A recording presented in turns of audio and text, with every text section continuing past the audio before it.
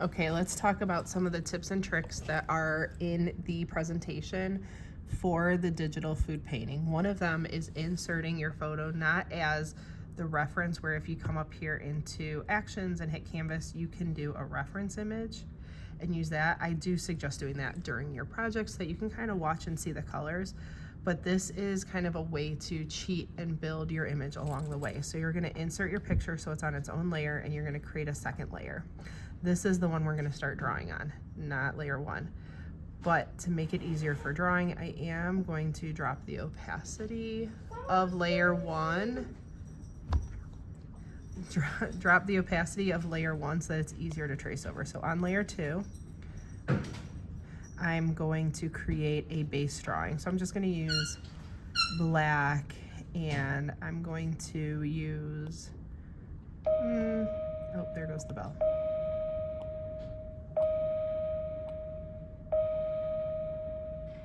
Sorry about that. I'm going to use just a sketching pencil. And what I'm going to do with this is create a guide so I know where everything is. Now I'm going to do mine kind of quick and a little bit messy, but you can do yours a little bit neater if you would like to, if it helps you. This is a really good method if you're someone who maybe struggles with drawing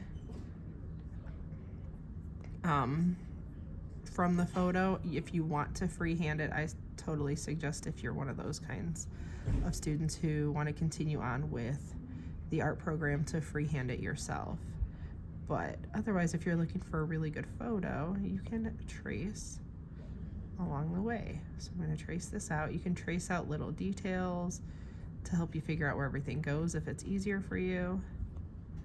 Like maybe here I trace the reflection so I know where it's at. And this is going to be my underdrawing guide. And I'll just do those two peppers, so that if I take this layer away, you have the two pepper drawings. I like to do that and have an underdrawing first so that I can build on top of my sketch.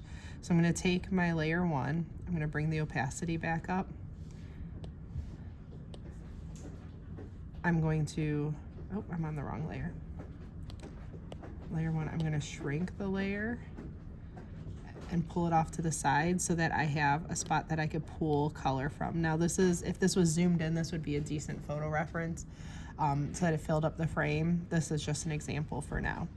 I'm going to start a third layer, and this is going to be the layer that I add color to. So I like to use, in painting, the round brush if I'm doing something more smooth for digital painting, and I'm going to make sure like my smudge brush is the same one so that it's cohesive between the two. And I'm going to pull color directly from this picture and start to fill in or block in where I see those colors onto this pepper. So it has this really dark shadow right in the middle. It has this lighter red along the edges. And I'm just color pulling from the picture and filling in right now where those colors are on the screen. I'm not going to do a whole lot of detail just yet. I find it easier to color block first and then go back in and add the detail later.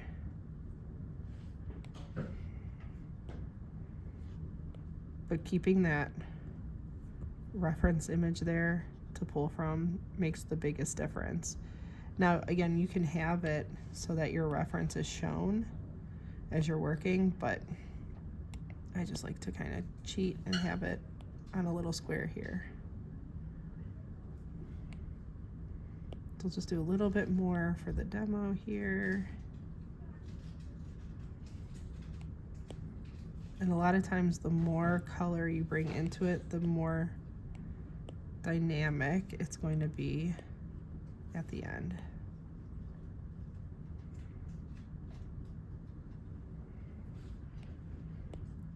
So color matching a lot along the way makes a huge difference. Now you don't have to do this method if you want to try to attempt it just by looking at it, trying on your own, drawing it out by yourself. I totally encourage that. I'm just trying to show a method for different abilities or needs throughout the project. So I feel like I have a pretty decent, notice I'm filling up all that white space. I have a pretty decent coverage here. Now I'm going to use the smudge tool, and I don't want it to be too big of a brush. And I'm going to come in here, and if you look, I'm blending out those areas where the colors meet.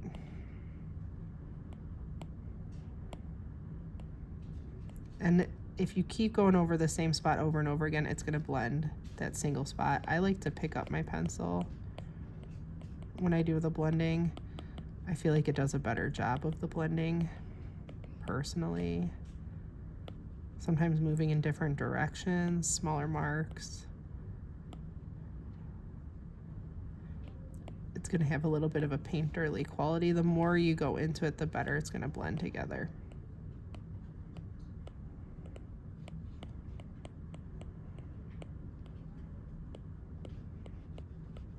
I'm going to move in the direction that the pepper kind of curves, so the shadow feels like it's falling alongside there. These smaller details I'll make a little smaller.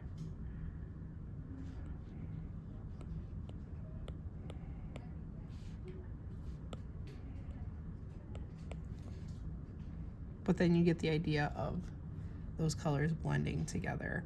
Once you're done with your color drawing, you won't need this anymore. So we can hide that layer and hide your reference so that you're left with your finished product. But I do find that the drawing helps kind of understand where everything goes, and that pulling from the color, you're gonna get the exact colors. Now you could do something that's super blended, or if you look at some of the examples, they have more of that color blocking texture to them. Either one works, but once you do your blending, you can always come back.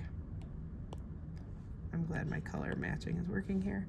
You can always come back and maybe I do a smaller brush and you add in more of that detail and some of that texture you see in your objects and build it up.